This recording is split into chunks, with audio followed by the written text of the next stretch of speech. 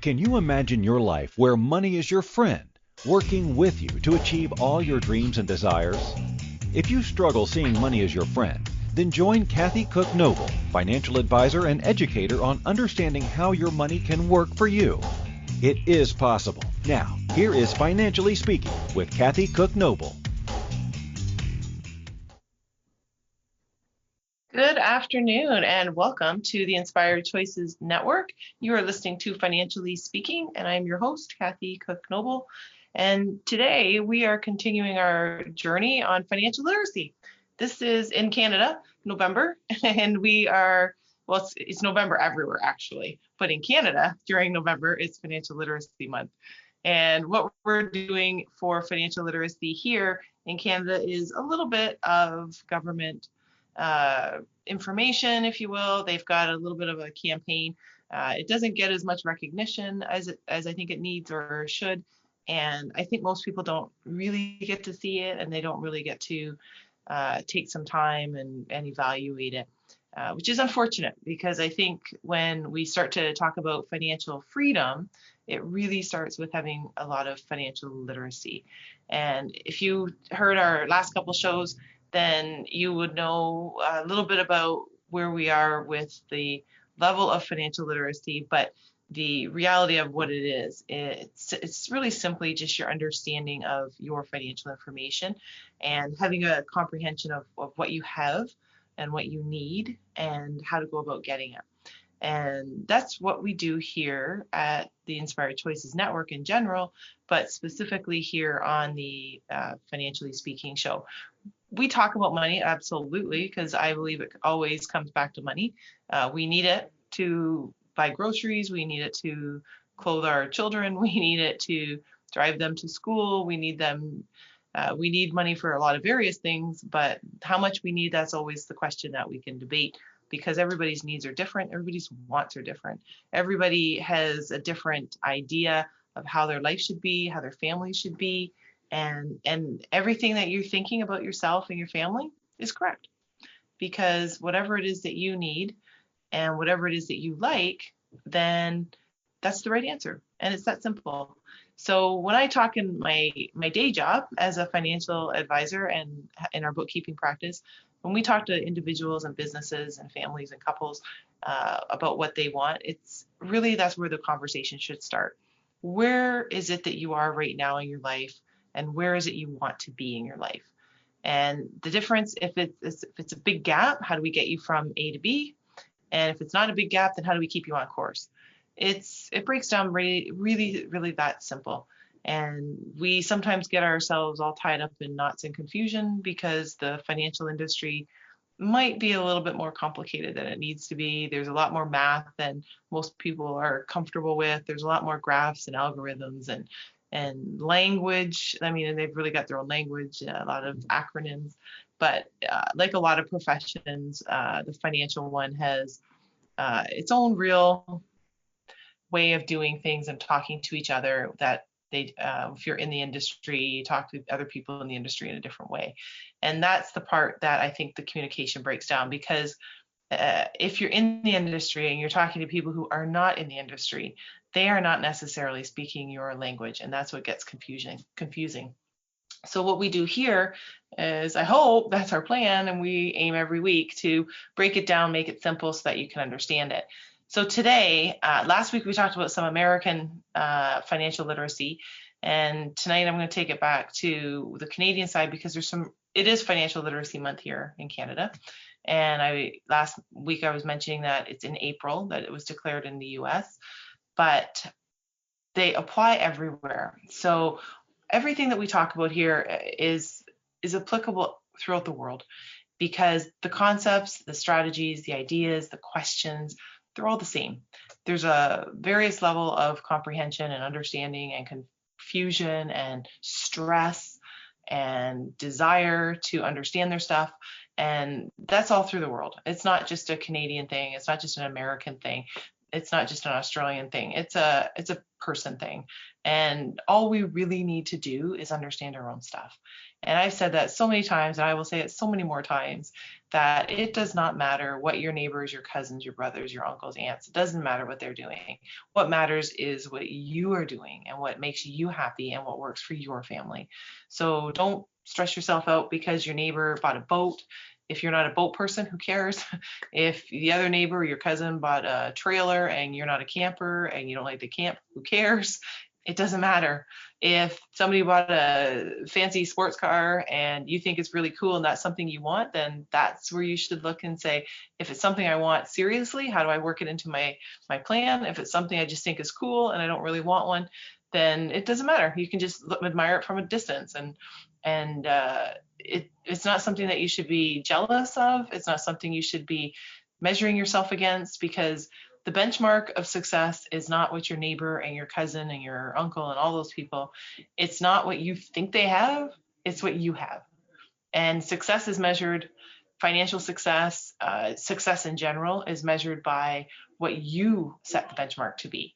So if for you, money is your benchmark, and you think that being successful means you have multiple millions of dollars in the bank or multiple millions of dollars invested, excuse me, because I don't think you'll ever, I'm not going to ever recommend you put it in the bank, because it doesn't, a bank account is not going to make you rich and preserve your wealth, because you're going to lose it based on inflation, the power of the money. But that's a whole other conversation. But the reality is, if it's having a multiples of millions of dollars is your measure of success, wherever it is, then that's what you need to focus on.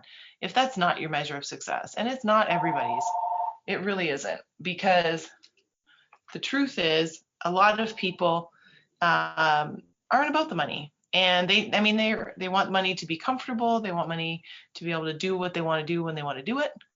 But it doesn't mean that at the end of the day, they died with millions of dollars and are able to leave it to kids and family members and just generally have their name in lights. That's not their goal. And that measure of success for them is also correct. So that's important when we're thinking of what is important to us. We have to remember what is it that we're looking for us, and what is it we're looking for our family. So that's what we do here on the Inspired Choices Network. And generally, what the part I take on is the financial part. So if you see that you need to plug yourself into a missing piece of the puzzle, because it's possible we're missing an expert in a particular topic or a subject area, then I would highly recommend you reach out and talk to Christine McIver.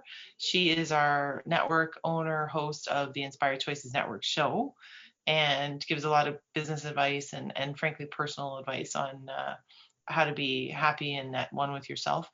And there's several shows that I would say, if you are missing or feeling like there's something not quite right in your life and you need a little support, then there is a show and there's a host here that would be happy and willing and able to help you by just reaching out, asking the questions, join in the chat room, ask them specifically about a topic that you'd like them to do. That I get that all the time, and frankly, that's how most of the shows come. And I want to give the conversation to you to say, hey, if this is what you're looking for, then why don't we talk about that? Because that matters. And whatever it is that matters to you, there's other people out there that are asking and thinking the same question. So join us every week. And again, when we're into podcasts, we're over 50 podcasts throughout the world that you can hear the replays on. And you can actually now see us because there is the video component. And you can also download those on our Inspired Choices networks to watch again and again. And if you missed something, or you want to try listening to someone else's show but you weren't able to make the live time, then just flip over to the website on our network and you're able to watch it there, which is also very convenient. And in this world of technology, we make it very easy so that you can make your life a lot easier and a lot healthier and happier. So we've been talking about financial literacy. And tonight we're going to continue that conversation about financial literacy. And I get asked about really what your rights are, your rights and your responsibilities for any financial issue, quite frankly, because you get different conflicting information out there. but there's actually some legal rights and there's actually some responsibilities for you, some legal responsibilities, believe it or not. And I'm going to actually take some of this right from our Financial Consumer Agency of Canada. And this is where it comes down to. And it's appropriate, I think, because it's Financial Literacy Month here, that we should talk not just about what financial literacy is and how we, last week we talked about how to have some tips and tricks to make our literacy better in finance. And tonight we'll talk about some of the legal parts of it, because not often do people think about their legal parts the way that I think we should.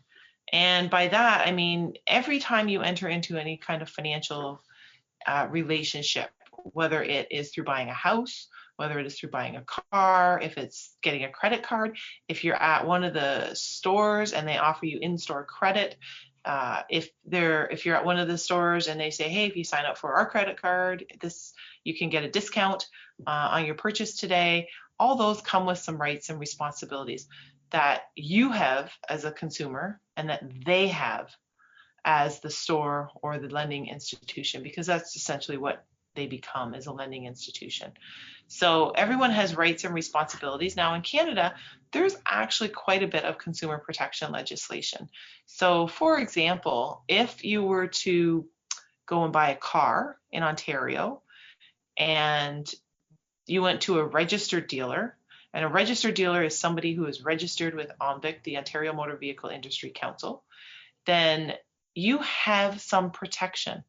Now, if you go and buy from your neighbor or some guy down the street that's standing at the corner beside a car with a for sale sign, or in anything that looks a little bit shady, that's not a registered dealer. You still have some legal rights. It's just not as easy, and you don't get the consumer protection. But if you go to a registered dealer, and as a side, I would say I highly recommend that's how you buy your car, because of these protections. You go into a registered dealer in Ontario, they're obligated by law to disclose certain things to you about the vehicle, about the financing. They're obligated to disclose the price in a certain way that is not confusing. There's no hidden fees. It's got to be all-in pricing, unless it's the only thing that you can add in, if it's not included, is the tax. Other than that, it has to be very straightforward and very easy to understand, very above board. You have a contract that you write with them, whether it's a long one or not, it doesn't matter. And all these things automatically are included with your rights. And their obligation to disclose this, you may not know all the things that they're obligated to disclose. And there's 22 different points in the act that show for advertising alone. You don't need to know those. And I bet you don't know them. Most people don't. And the reason you don't is because you only buy a car once in a while. It's not every day. Automotive dealers are working with cars every single day. That is their area of expertise. They know their rights. They know their responsibilities. They know their obligations. They know they have to follow the rules, or else there are consequences if they don't, and there's a problem with a consumer. So there's a lot of consumer protection here.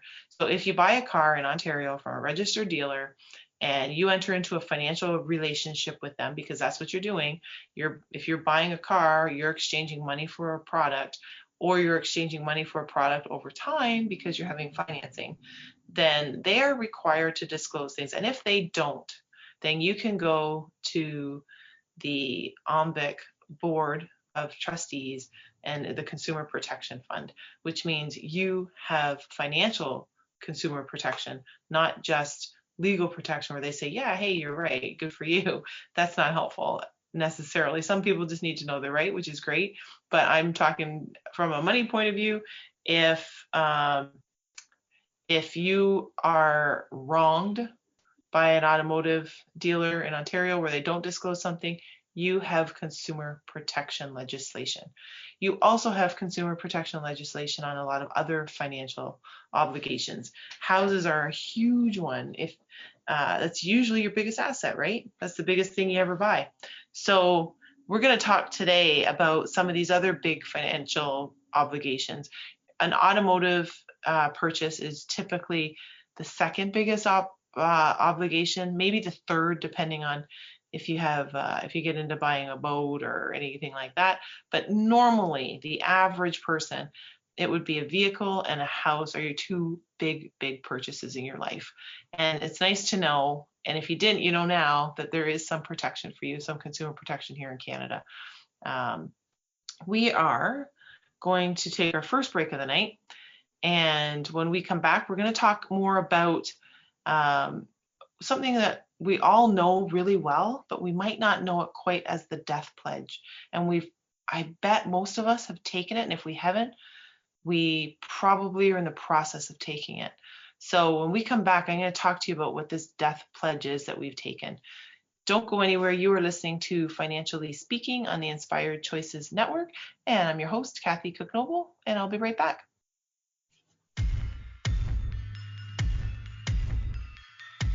Too many of us get caught up in the unreal lives of reality television and complete to acquire stuff, which is setting us up to accumulate lots of debt.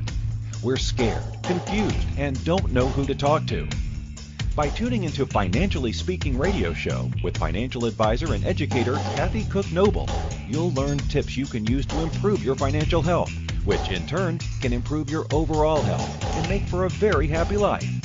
Live a life you can afford and enjoy. It is possible. Listen for Financially Speaking radio show every Monday at 4 p.m. Eastern Standard Time, 3 p.m. Central, 2 p.m. Mountain, and 1 p.m. Pacific on InspiredChoicesNetwork.com.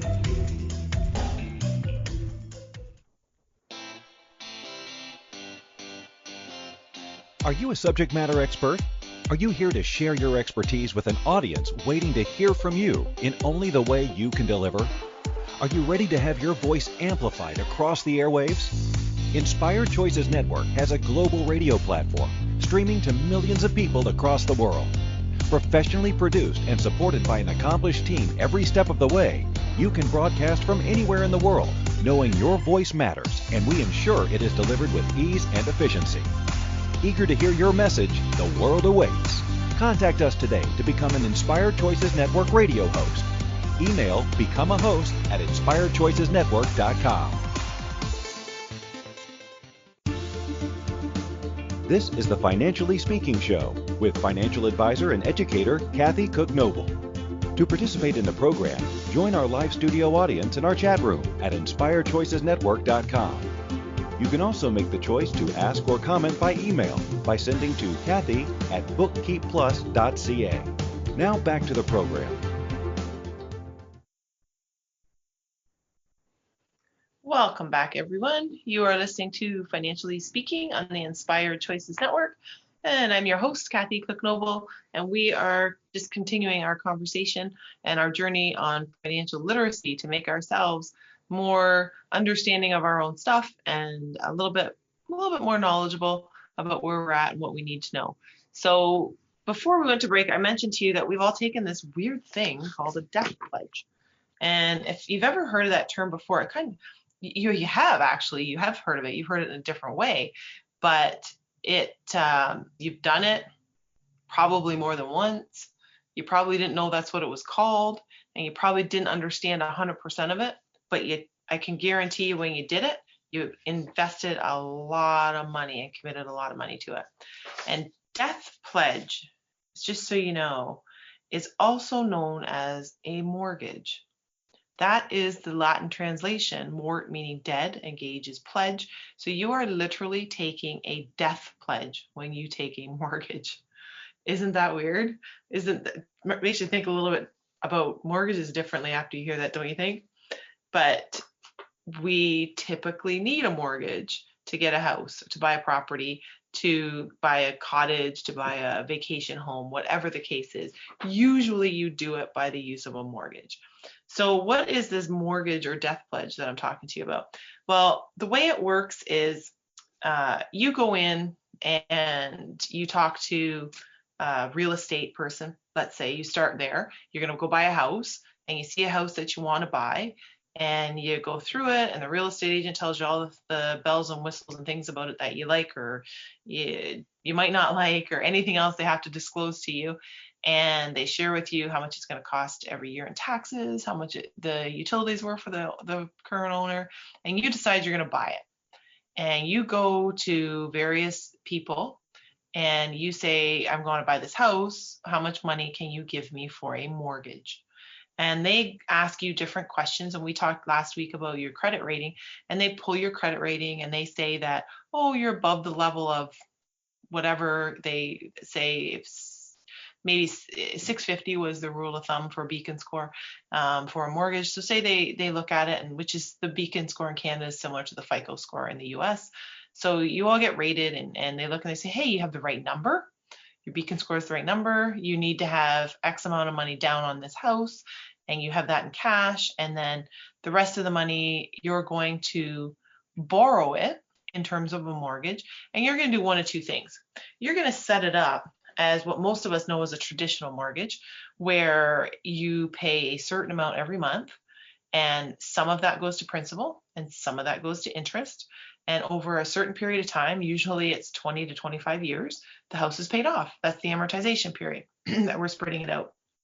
So what happens at the end of that time period, assuming you never move and you never change your mortgage and everything stays exactly the way it is, which doesn't always happen, but let's pretend it does. Then at the end of that term, you owe nothing. The house is free and clear. It's 100% yours. You have no financial commitment to anybody on that house.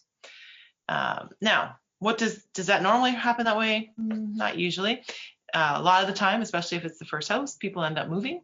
And what happens is that mortgage gets paid out, and then we go into another house, which usually is more money, and we get a little bit more money for that. And the cycle just carries on, and we start our new payments. Or what could happen is people get into some financial trouble and they go in and they refinance and they need to add the debt into the house. Or what could happen in like what's happening in interest rate climates that we have right now is people's value of their property has gone way up. So they go in and they refinance to take out equity in the house, which is the amount of money that has no money owing against it. So if you have a $300,000 house and you have a $100,000 mortgage, then you have $200,000 in equity. That's the part you own. The $100,000 is the part the lender owns. So in that sense, people go in and they refinance and they get more available cash for them to have in their pocket against the value of their house. So what does this mean for us? Well, this means you're making a financial obligation. So you do have some rights and you do have some responsibilities. So if you're like most millions of Canadians and Americans that have mortgages, you could spend that 20 or 25 years paying off your house, sometimes 30. And a lot of people see that home ownership is how they can accumulate wealth. And the way they look at that is if you buy a house today, let's say you buy a house today for $300,000, 25 years from now, that house should be worth more money. Now, it should be because you're going to maintain it, you're going to keep it up, you're not going to let the roof rot out, you're not going to let the walls rot and not, if the roof leaks, you're not going to fix it. Like we're assuming that you're going to just keep normal wear and tear and maintenance on your house. So it should be worth more. And the reason I say it should be, it's based on those criteria of you looking after the house, but think about 30 years ago or 20 years ago. Think about 10 years ago. If you can't go back 20 years, how much was a house worth 10 years ago, 20 years ago? They're almost all worth more. The average house is worth more than what it was 10 or 20 years ago. The average house is worth more than it was a few years ago, 3 to 4 years ago, because of the way the market has gone and interest rates have gotten so low. So this is a way you accumulate wealth, because if in 25 years you sell your house, your $300,000 house is now worth $600,000, you've made $300,000 and you have no mortgage, which means when you sell it, you have $600,000 in cash, and you might move into an apartment, you might downgrade to a smaller house. So you end up with more cash in your pocket. That's typically how people think of it. So if you're offered a mortgage by a financial institution, it's really important you understand what they're obligated to do and what you are responsible to do. So your responsibility is to get a copy of your financing terms. You also have a responsibility to provide certain pieces of information to the lender. And by that, I mean ID, financial information. They have a responsibility to pull the credit check on you themselves, and you have to give authority and authorization, because you can't in Canada do a credit check without written authorization from someone. So you can't just go around pulling credit information on people just randomly. And you wouldn't want to, because you wouldn't want somebody doing that for you anyway, because that can affect your credit score. More inquiries equals a lower rating. So what we can do is we can say, we're going to give you all the information, and in return, you're going to be responsible to give me the best advice, best information, best rates available for me with the mortgage. And what does that mean? That means we're going to look at different options. So mortgages are not a one size fits all. People think they go in, they get a mortgage, they pay X amount of dollars every month, and that's the way it makes it sound. But the reality is, if a traditional mortgage is, you can have open rates, you can have variable rates, you can have fixed rates, you can have a hybrid combination of a traditional mortgage and something called a home equity line of credit, which I'm going to talk to you about in a minute. And you have the ability to really, believe it or not, as unsexy as mortgages sound, you actually have flexibility there. So you have some ability to do something that is going to work out really well for you and your family. So if you're going to go to a lender and they aren't going to talk to you about these options, and if you don't, there's a lot of lenders you go to, and if you don't specifically ask about a home equity line of credit, they won't offer it. Or if you don't talk to them about doing a hybrid, or if you don't talk to them about how you want to use your mortgage down the road to help finance your kids' education or buy a property as a vacation home or whatever the case is, then they might not be the right lender for you, frankly. But I'm just going to talk to you about what they are rather than how to find the lender. So the traditional mortgage is exactly what I said. You go in, you pay a certain amount. If the rate's closed for 5 years and it's fixed, that means for 5 years, nothing's going to change. It doesn't matter what the feds do. It doesn't matter what the interest rates do. It doesn't matter who's in power. It doesn't matter who gets elected. It doesn't matter who's not elected. None of that matters. What matters is, for 5 years, you're paying the same amount of money, period. That's it. At the end of the 5 years, you're going to look at whatever the rates are at that period of time, and they're going to say, okay, now we can do you're either going to pay more or you're going to pay less, depending on how the rates have gone then. And then you have the option at that point to say, am I going to stay locked in at a fixed rate? Am I going to be variable? Which means variable rates are just that. They move up and down based on whatever the interest rates are at the time. So this year, your interest rate could be 1.9%, and next year your interest rate could be 2.4%, and the year after it could be 2%. They don't move around quite like that, but it's possible. So that's the difference with variable. They can be, the rate moves around because it's not fixed. It's not a locked in, same old, same old. And there's different advantages and different disadvantages to both. And these are all conversations you're going to have with your lender about what works for you. And if they don't have those conversations with you, then they might not be the right lender. And there are lots of people out there that are really good at understanding these products and really good at helping people. So make sure you're comfortable with the one you've got. So the home equity line of credit is kind of cool. And if you haven't heard about it, a HELOC is another name for it. Home line is sometimes how it's referred to, but it's basically a line of credit. It's a line of credit, which means if you have a personal line of credit and it's $25,000, let's say, for example, that means you have access to $25,000. And if you use that $25,000, you have to pay interest on it. It's that simple. If you use it, you pay the interest on the money you borrowed. No big deal, right? Easy to do. You have a personal line of credit. Kids, I know a lot of students for post-secondary, they go and get a student line of credit.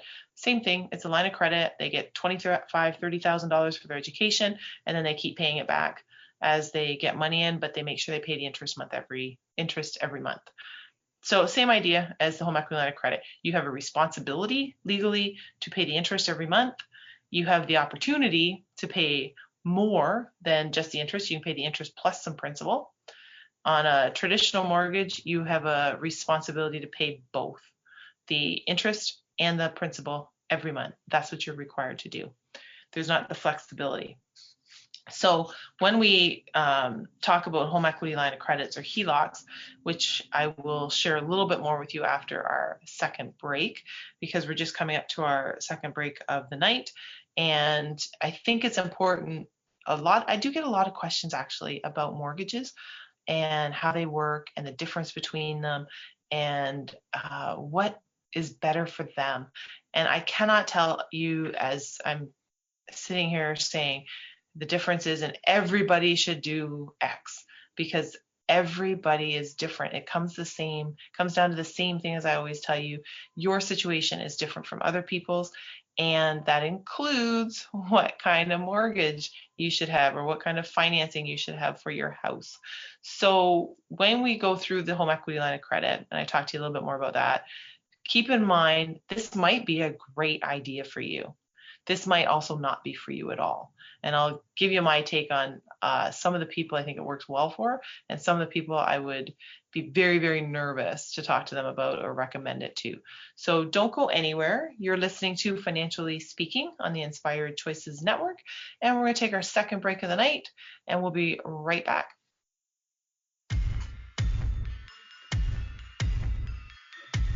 Too many of us get caught up in the unreal lives of reality television and complete to acquire stuff, which is setting us up to accumulate lots of debt.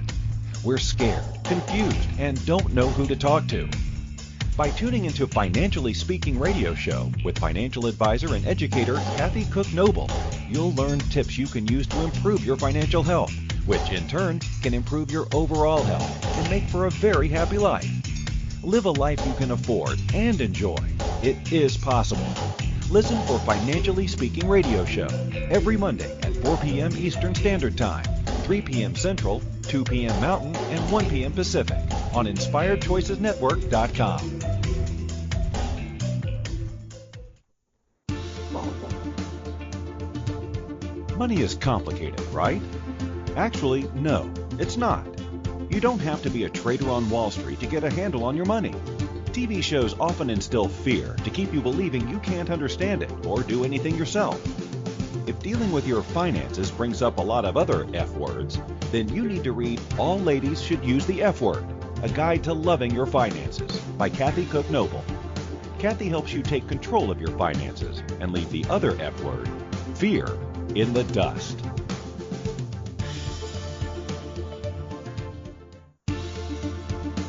This is the Financially Speaking Show with financial advisor and educator Kathy Cook Noble. To participate in the program, join our live studio audience in our chat room at InspiredChoicesNetwork.com.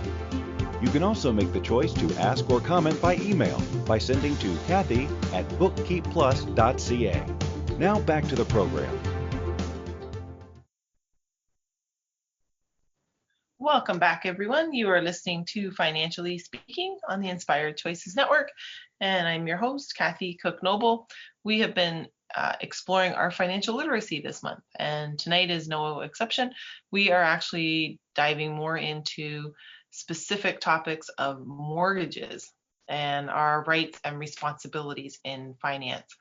And we all have them. So we were just started talking before the break about home equity line of credit, or also known as HELOC, also known as lines of credit, also known as home lines, also known as home equity lines, also known as a whole bunch of other things, depending on which lender you are talking to. They all have their own term.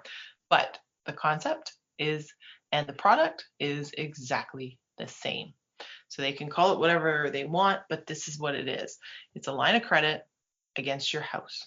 So if you have a house that's worth $300,000 and you go and you get a home equity line of credit, and they say to you the same way they do on any other mortgage, you qualify for 80% of the value, then they will give you $240,000 as a line of credit, and you will put $60,000 down in cash, and you will own the house. It is that simple. Or they will tell you that you get 80% value, and they will give you a $240,000 traditional loan or mortgage, which is more often where they start, and you will still put $60,000 down on your new house. So almost always And I say that because it's hard for me to tell you absolutely that this always happens, because I've not seen every single mortgage deal ever to take place. But I can tell you from everyone that I've ever been involved with, either with clients, myself, friends, family, helping them, whatever the case is, I have never seen anybody in the lending institutions start with offering different alternatives to a traditional mortgage. Now, my side note to that, why that is because they make more money on the interest. It's locked in and you have a longer term with less opportunity to pay it off sooner. So that's my opinion on it. But I can tell you from experience, I have not seen anybody start with anything other than a traditional mortgage. Now, when we talk about a home equity line of credit, here's the big difference. A home equity line of credit is like any other line of credit. It goes up, it goes down. You can borrow money anytime you want if there's room on it. You can pay down more money anytime you want if you have extra money. It has the flexibility to do that, which is a bonus. It's also a huge risk. Some people, if you are one of these people that are really not great with self-control when it comes to money, you might be great if you know exactly how much you have to spend. But if you have this flexibility and this opportunity to spend more money, then you might not be a great candidate for a HELOC. Because if you see extra money and you like to spend money, then that's how you keep the line of credit going up rather than going down. A traditional mortgage can only go down because every day, every month, it's the same formula. You pay X amount every month or bi-weekly or weekly, however you've got it set up. And after so many years, it's paid off. And that's how a traditional mortgage works. It goes down, it doesn't go up. A home equity line of credit goes both ways. And that's where people can get into trouble financially. So you have to be very careful, and you have to know yourself well enough to say, I don't have that financial confidence, and I don't have the financial willpower to not spend money when I see it.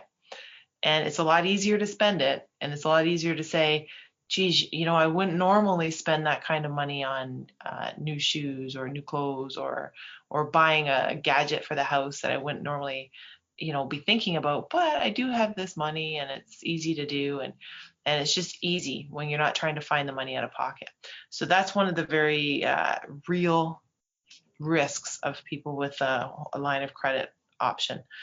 The other option for it, which is kind of nice, is you do have the flexibility. So if there is ever, for whatever reason, you have no emergency fund, you haven't been saving, maybe you just got started saving, you don't have enough money, and something happens like a pandemic, then you do have access to cash to pay for your hydro bill, to pay for groceries. So if you have the discipline and you can handle a line of credit on your house, then you do have opportunity for that money to be available in case of emergency. And the only thing that you have to be really careful is you don't want to think of your house like an ATM where you can just go and borrow against that line and then maybe pay some off, and then you just end up getting higher and higher. You don't want to be in that position. Now, having said that, this is your responsibility. This is part on our side for us to know what works for us, but it's their responsibility to tell us the different products that are available, and it's their responsibility to tell us the good and the bad and the ugly so we can make a good decision on it. Now, the other challenge that I would say with a line of credit is you run the risk that if anything ever happens, if you lost your job, if you got sick or hurt and you couldn't work, if you had to take time off to look after a family member, then yeah, sure, you've got this flexibility, but now you're also subject to interest rates because you have to pay the interest. And if the interest rates go up, your interest is tied to the prime lending rate. So that means your rate for your line of credit is going to be a little bit higher. And it also means that you could potentially be in a position where you now owe more money than you did before, which means your debt ratio for lending, if you go to buy any more anything else or go for any more financing, then you're going to show a higher debt ratio rather than just your traditional mortgage. So these are all things that you have to keep in mind when we're deciding between what mortgage is best for us. So you want to, I always hesitate using the word budget because people always kind of cringe and they don't like it. And it sounds like there's no flexibility. And it's no fun. But when you're watching your cash, which is all you're doing, that's a budget. You're just tracking your money. And when you're doing this, you want to make sure that you include this, treat it like it's a mortgage that's traditional where you have to pay down so much. And you'll find a couple of things. One, it sets you up on a disciplined cash management plan. But two, you'll also find that you pay off your line of credit a lot faster than you would a mortgage because you're paying less interest overall. So if we decide, say your mortgage is $1,000 a month, in a traditional mortgage, the heavy interest is in the first half of the term, and you're not paying a lot of principal, and then you start paying more principal at the back half of the term. In a home equity line of credit, you're paying your interest plus additional principal because the interest is the same. The interest actually will be going down on the amount because you're working on a decreased amount owing. So you're going to be able to pay off a lot faster a $240,000 line of credit, by our example, than you are a $240,000 traditional mortgage. So you might, in reality, if we did this comparatively, if it's a 20-year mortgage, $240,000, and you have a 20-year home equity line of credit plan, then you will shave off 5, 6, 7 years, potentially even more, depending on how much you put down on the principal, if you keep paying the same amount every year that you would on a traditional. So there's a lot of really cool things about it, and we're just touching on it. I would recommend that if you have a financial advisor, ask them about it, and they will probably be able. They don't do mortgages. Most of them that I know don't do mortgages, but they do know about them, and they usually know people who know something about mortgages, so they could give you a referral. And I think that would be a great starting place for anybody that wants to look into the different kinds. And I think you have a responsibility, quite honestly, to look and see what the different kinds are, because then you want to see what works best for you and what works best for your family. So that is our mortgages for tonight, and some of the responsibilities and the rights that go with that. Now, you also need to know some financial rights and responsibilities when it comes to other creditor lending. And the big one here is usually credit cards.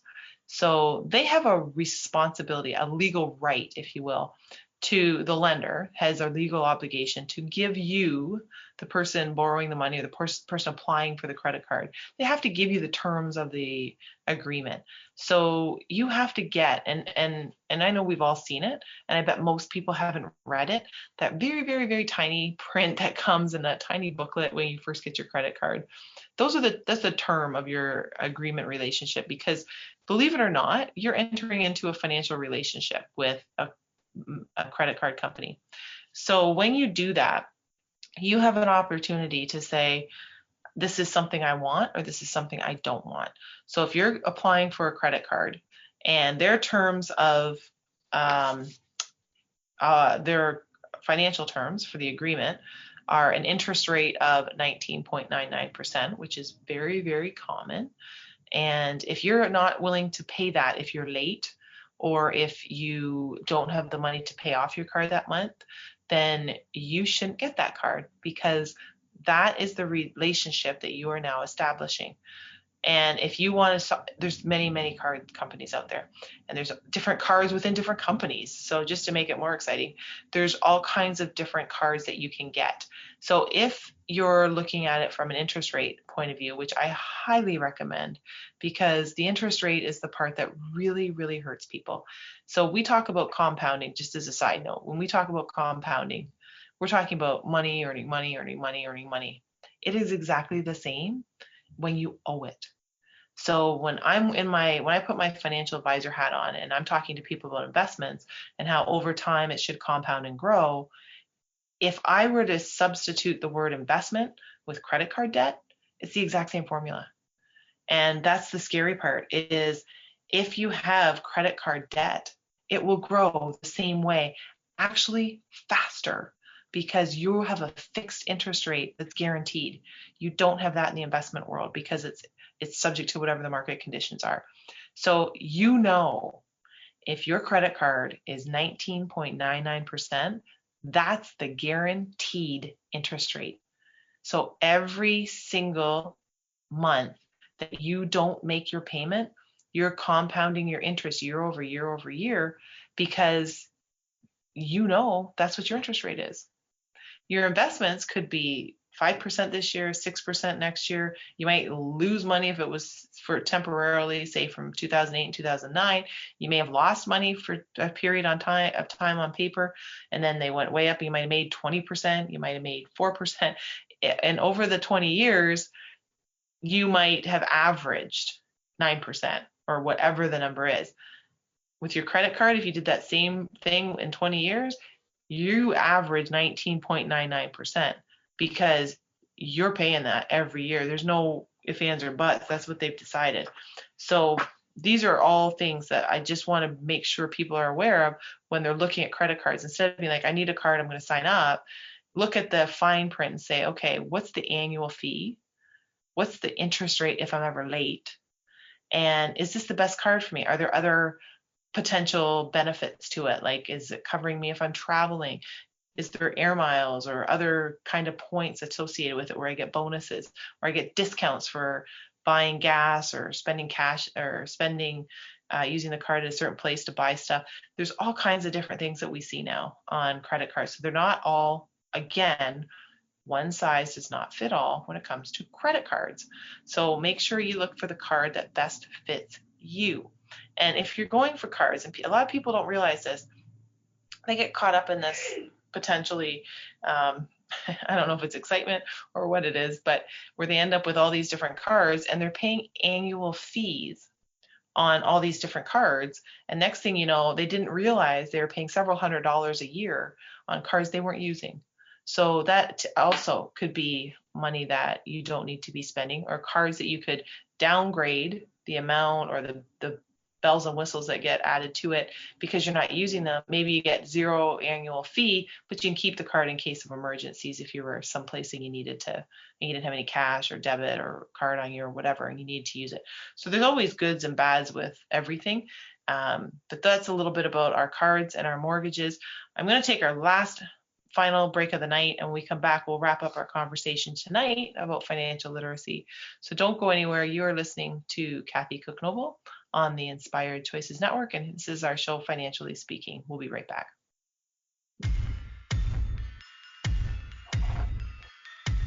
Too many of us get caught up in the unreal lives of reality television and complete to acquire stuff, which is setting us up to accumulate lots of debt. We're scared, confused, and don't know who to talk to. By tuning into Financially Speaking radio show with financial advisor and educator Kathy Cook Noble, you'll learn tips you can use to improve your financial health, which in turn can improve your overall health and make for a very happy life. Live a life you can afford and enjoy. It is possible. Listen for Financially Speaking radio show every Monday at 4 p.m. Eastern Standard Time, 3 p.m. Central, 2 p.m. Mountain, and 1 p.m. Pacific on InspiredChoicesNetwork.com.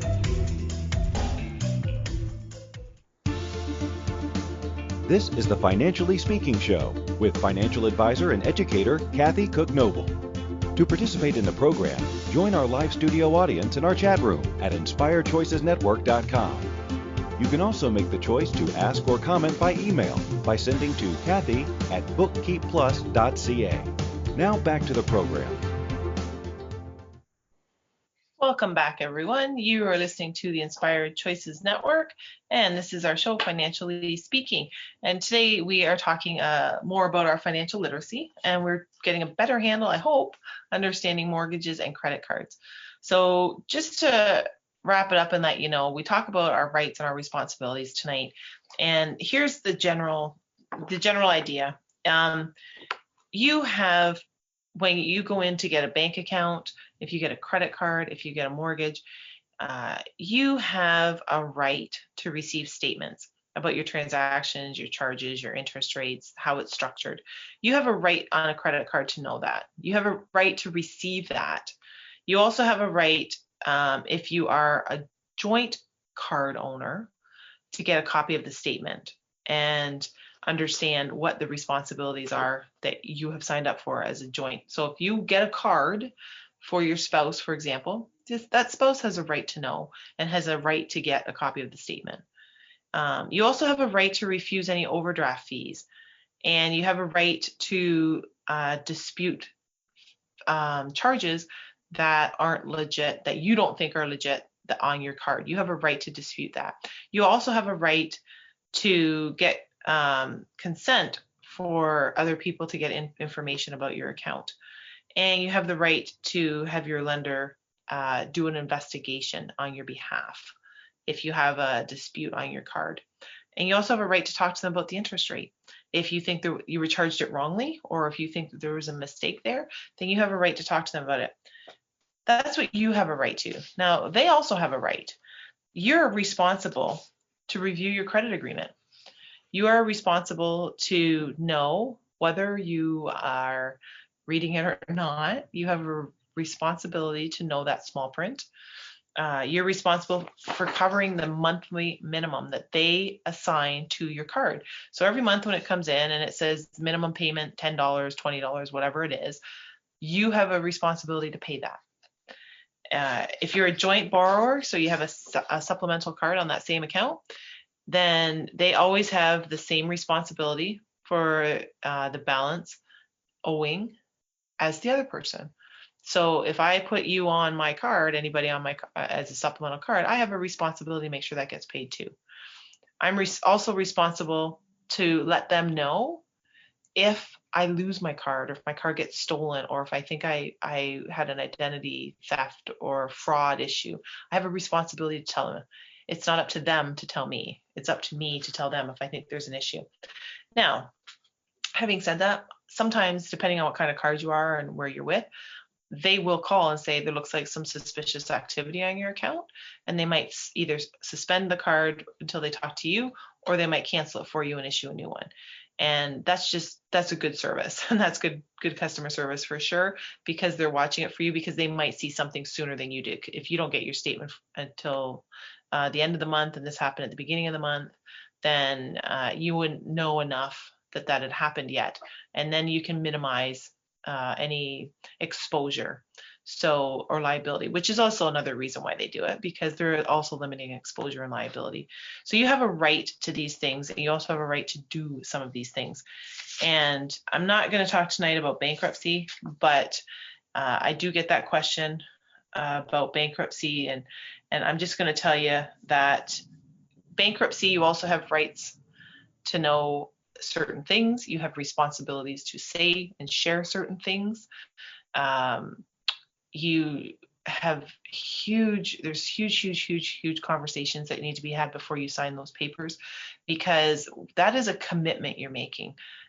If you have a bankruptcy, or you go through a bankruptcy, you are committing to being with that for the rest of your life. And I know people are going to tell you it falls off your credit report, and it does, but you always have to answer that question on any credit. Have you ever had a bankruptcy, and have you got a discharge? And you might have to prove it. So 10 years from now, you might have thought, oh, I accidentally overspent, or I was too financially irresponsible, or I wasn't financially literate and understood what I was doing, and I'm just going to go bankrupt and make it all go away and start over.